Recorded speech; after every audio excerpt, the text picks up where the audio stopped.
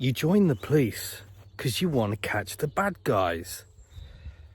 Well, that's what you join and made to believe. Oh, and excuse the sun behind me, guys. Here in the UK, we're having a day of clear skies, as rare as hen's teeth. You join the police. You train for months and months and months. Don't know how long you train for in Australia, but this is what this is relating to. You train for months and months and months, and you get going, and maybe you do all right, and you're progressing, and you've been in the force for years and years and years.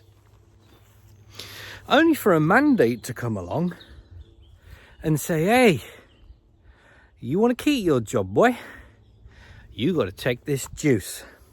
And then you got to take this juice on regular intervals, as many as we say that you must take.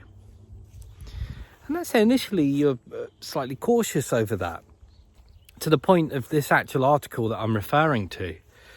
There's a story in it that says a senior constable refused to want to take it, lost her job just before Christmas of 2022, and lost her house because of that as well. How beautiful, how nice.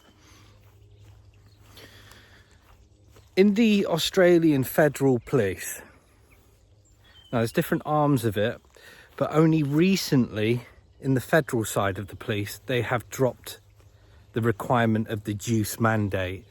How many years later? About 3 years later, even after all the information came out about the potential adverse effects of said juice, they've only just dropped the mandate 3 years later. And as I mentioned to begin with, imagine going into an industry where you train hard, you've worked hard, you're dedicated to it, only for them to come along and say, hey, you must do this. And then you say no, and they get rid of you. Then you become homeless because of it. It's going to be hard to forget all that sort of stuff, isn't it? It's going to be, I don't know about you, but it's hard for me to forget about the Dan Andrews type stuff. And I'm in the UK, I'm not even Australian, but it's hard for me, and there were equivalents, but the Dan Andrews, you're not going to the pub. You won't be able to go to the pub because the pub is shut.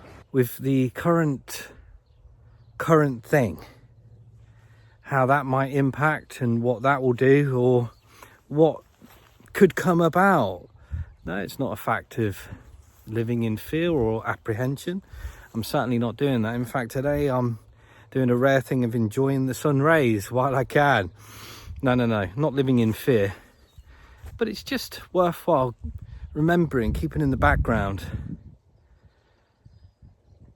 that, you know, things could have actually got worse. I know it's quite difficult to think like that, but maybe it could be that the mandates weren't even dropped. So I suppose in a positive fashion, pat on the back.